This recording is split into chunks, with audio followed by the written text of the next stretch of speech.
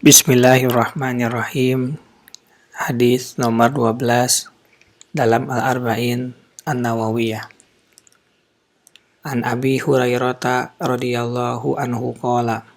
Dari Abu Hurairah, semoga Allah meridhoinya, ia berkata, qala Rasulullah sallallahu alaihi wasallam, Rasulullah sallallahu alaihi wasallam bersabda, min husnil Islam, di antara kebaikan Islam, al-mar'i, seseorang, tarkuhu, adalah meninggalkan, mala, yakni meninggalkan hal yang tidak bermanfaat. Hadisun hasanun rawahu Tirmidzi wa ghairuhu hakadza.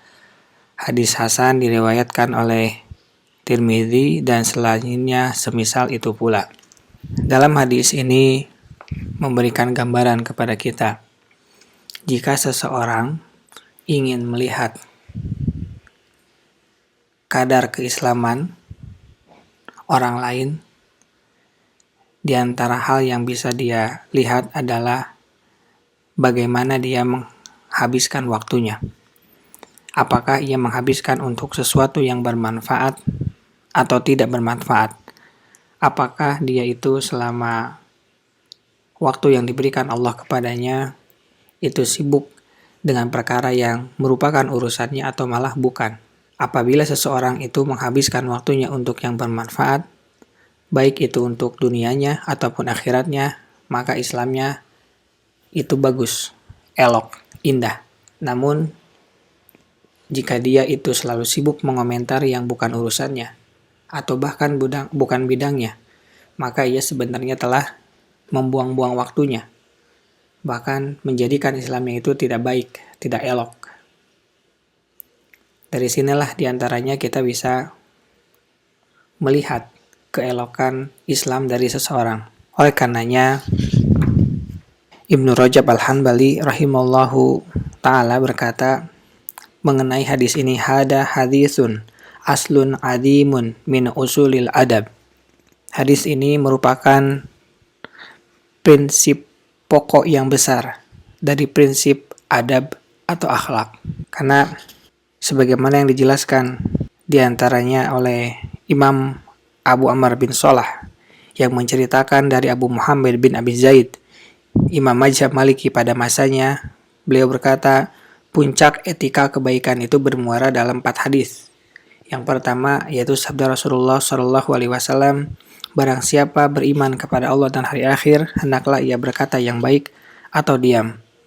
Yang kedua, sabda beliau SAW, di antara tanda kebaikan Islam seseorang adalah meninggalkan apa yang tidak bermanfaat baginya, yakni hadis ini. Yang ketiga adalah sabda beliau SAW yang ringkas kepada orang yang meminta wasiat kepadanya, janganlah engkau marah. Yang keempat, sabda beliau SAW, orang mukmin itu mencintai untuk saudaranya apa yang ia cintai untuk dirinya. Seseorang meninggalkan sesuatu yang tidak bermanfaat baginya dan tidak ia inginkan bukan karena pertimbangan hawa nafsu dan keinginan jiwa, namun karena pertimbangan syariat Islam. Oleh karena itu, beliau menjadikan sikap seperti itu sebagai bukti kebaikan keislamannya. Dan yang menjadi tolak ukur hal tersebut bermanfaat atau tidak bermanfaat adalah syariat Islam, bukan kesepakatan sekelompok orang. Karena kesepakatan sekelompok orang tidak serta-merta merupakan kebenaran. Seperti sebagian orang meyakini bahwa di kolam renang atau di pantai itu boleh membuka aurat seminim mungkin. Dan itu pada memakluminya ketika hal tersebut dilakukan oleh orang. Namun secara Islam, dimanapun ketika ada orang yang bukan haknya, maka tidak boleh untuk melihat dan juga tentu tidak boleh untuk diperlihatkan. Ada beberapa contoh yang tidak penting bagi seorang muslim. Yang pertama tentu adalah perkara yang haram. Karena perkara haram ini bukan hanya tidak penting, tapi juga membahayakan. Baik itu kehidupan di dunia maupun kehidupan di akhirat. Dan itu wajib kita tinggalkan. Yang kedua, perkara yang termasuk tidak penting bagi seorang muslim adalah perkara yang makruh. Karena makruh itu didefinisikan dengan sesuatu yang apabila dikerjakan, dia itu akan rugi. Tetapi ketika tidak dikerjakan maka akan mendapatkan pahala. Kenapa istilahnya tidak rugi? Karena orang-orang mendefinisikan makruh itu adalah apabila dikerjakan maka tidak apa-apa. Namun ketika dikerjakan mendapatkan pahala. Pendefinisian tersebut tendensi kepada ingin melakukan. Gitu ya. Karena ingin melakukan maka dikatakan apabila dilakukan maka tidak apa-apa. Padahal seorang muslim itu harus bernilai ibadah sebagaimana yang menjadi tujuannya diciptakan. Oleh karenanya, ketika seorang muslim melakukan hal yang makruh, maka kita sebut dia itu bukan tidak apa-apa, tapi dia rugi. Gitu ya. Tapi apakah rugi itu berdosa atau tidak? Jawabannya tidak, karena makruh. Seperti itu. Kemudian, perkara yang tidak penting bagi muslim yang ketiga adalah perkara itu dibolehkan, namun dilakukan secara berlebihan. Di antaranya ada berolahraga secara berlebihan, kita naik sepeda berjam-jam sampai lebih dari 5 jam bahkan seharian. Kemudian ada juga nonton bola berlebihan dan masih banyak yang lainnya. Maka Rasulullah SAW mengingatkan kepada kita dalam sabdanya, la tazulu qadam abdin yaumal qiyamati. Kedua telapak kaki seorang hamba itu tidak akan bergeser pada hari kiamat. Hatta yus'ala an umurihi fima afnah. Sampai ditanya tentang umurnya, untuk apa dia habiskan. Wa an ilmihi fima fa'al. Tentang ilmunya, untuk apa dia amalkan. Wa an malihi min aina tasabahu wa fim anfaqahu. Tentang hartanya, dari mana dia peroleh dan kemana dia infakkan. Wa an jismihi fi ma'ablah. Dan tentang tubuhnya, untuk apa dia gunakan. Tentu apa yang dilakukan oleh kita selama ini harus bisa meyakinkan kepada kita bahwa apa yang dilakukan itu bisa menjawab pertanyaan-pertanyaan ini. Apabila kurang, kita bisa ingatkan lagi dengan sabda Rasulullah SAW bersabda, nikmatani makbunun fihi makatsiru minan nas, as-sihhatu wal farag. Dua kenikmatan yang banyak orang terpedaya, yakni kesehatan dan waktu luang. Maka ketika optimalkan waktu luang, kita bisa melakukan banyak hal. Tidak perlu mengetahui semua hal, tapi jangan juga tidak mengetahui banyak hal. Hal yang mubah kita cukupkan saja dengan yang sedikit, tapi hal yang berpahala kita cukupkan hal yang banyak. Kemudian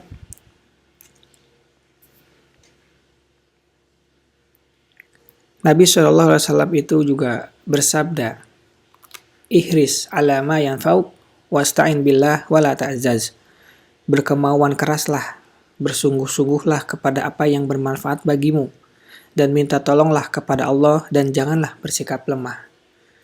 Jadi tadi nasihatnya pertama Rasul itu menyampaikan bahwa kita itu akan ditanya. Maka diingatkan, banyak yang dilalaikan oleh manusia, yaitu diantaranya waktu luang. Bagaimana cara memanfaatkan waktu luang? Ihris ala ma yanfa'uk. Berkemauan keraslah. Bersungguh-sungguhlah kepada apa-apa yang bermanfaat bagimu. Jangan lupa, wasta'in billah, minta tolonglah kepada Allah. Minta tolong untuk apa? Minta tolong agar dimudahkan melakukan kebaikan, mengoptimalkan waktu, menjadikan waktu kita bermanfaat dan bernilai ibadah. Wala ta'zaz, dan janganlah bersikap lemah. Karena seringkali kita menghadapi berbagai macam cobaan, berbagai macam hambatan untuk melakukan kebaikan.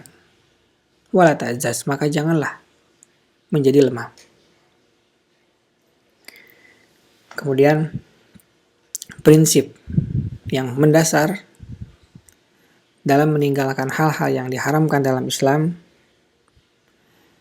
yang banyak sekarang ini orang-orang itu tidak memperhatikan, yaitu mengenai lisan. Rasulullah SAW bersabda, al-muslimu man salimal muslimuna min lisanihi wa yadihi wal muhajir man hajara manahullahu an. Seorang muslim ialah orang yang kaum muslimin itu selamat dari lidah dan tangannya.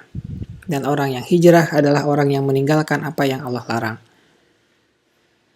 Perkara lisan saat ini harus sangat diperhatikan. Dengan mudahnya kita mengatakan hal yang tidak baik. Baik itu secara lisan ataupun secara jempol. Maka kita harus ingat, jika keislaman kita baik, maka kita akan meninggalkan apa saja yang tidak bermanfaat bagi kita. Maka ada seorang arif mengatakan mengenai lisan, jika engkau berbicara, maka ingatlah pendengaran Allah terhadapmu. Yakinilah kita itu ketika berbicara Allah mendengar kita. Tapi jika engkau diam, artinya tidak berbicara, berarti bisa diam dalam arti benar diam atau diam karena melakukan sesuatu yang tidak membutuhkan lisan. Maka kata seorang arif itu mengatakan, ingatlah penglihatan Allah kepadamu. Ketika berbicara, ingat Allah itu maha mendengar. Ketika tidak berbicara, ingatlah Allah itu maha melihat. Allah Subhanahu wa ta'ala berfirman, A'udzubillahi minasyaitonirrajim, ma yalfidu min qaulin illa ladaihi raqibun atid. Semua yang diucapkan itu akan ada yang mencatat malaikat pengawas, raqibun atid. Kemudian firman Allah yang lain, am yahsabuna anna la nasma'u sirrahum wa najwahum bala wa rasuluna ladaihim yaktubun. Ataukah mereka mengira bahwa Allah itu tidak mendengar rahasia dan bisikan-bisikan mereka?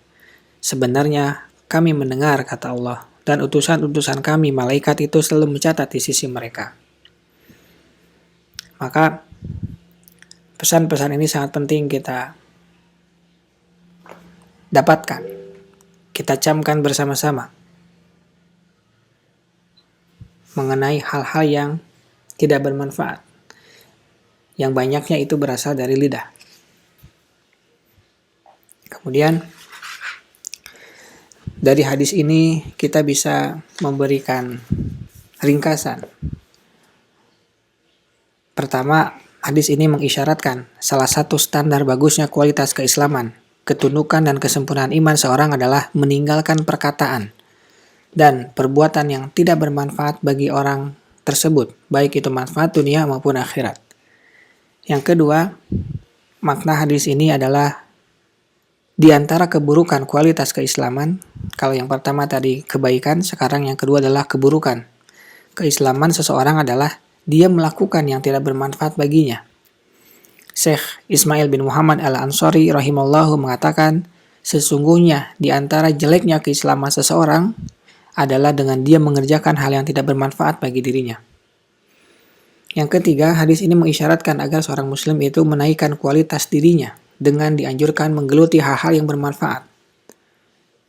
Masih dalam Syekh Ismail al-Ansari, beliau mengatakan, anjuran untuk menyibukkan diri dengan hal yang bermanfaat, yaitu apa-apa yang membawa keuntungan bagi seseorang untuk akhiratnya berupa Islam, iman, dan ihsan, dan apa-apa yang terkait dengan kebutuhan primer kehidupannya pada pencarian nafkahnya.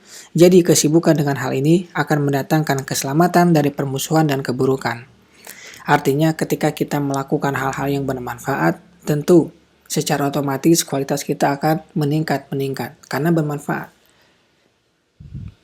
Belajar, membaca, mendengarkan kajian, dan hal yang lainnya. Dan yang keempat, menyibukkan diri dalam urusan yang tidak bermanfaat akan melupakan dari kebaikan dan amal yang bermanfaat. Hal ini dikarenakan ketika seorang sibuk dengan kebatilan, dia tidak mungkin sibuk dengan kebaikan. Begitupun sebaliknya. Al-Hasan bin Abi Thalib radhiyallahu taala mengatakan di antara tanda bahwa Allah Subhanahu wa taala berpaling dari seorang hamba adalah dijadikannya hamba itu sibuk dengan hal yang tidak bermanfaat. Jadi ketika kita merasa kita dimudahkan dalam hal yang tidak bermanfaat, maka curigailah. Jangan-jangan Allah itu berpaling dari seorang hamba, sebagaimana disampaikan oleh Hasan bin Abi Thalib. Karena dalam satu kegiatan itu tidak mungkin terkumpul di dalamnya dua hal, melakukan hal baik dan hal yang jelek. Pasti ketika kita melakukan sesuatu, pilihannya dua. Kalau nggak itu baik, pasti jelek. Subhanaka Allahumma wa bihamdika, asyhadu an la ilaha illa anta, astaghfiruka wa atubu ilaik. Assalamualaikum warahmatullahi wabarakatuh.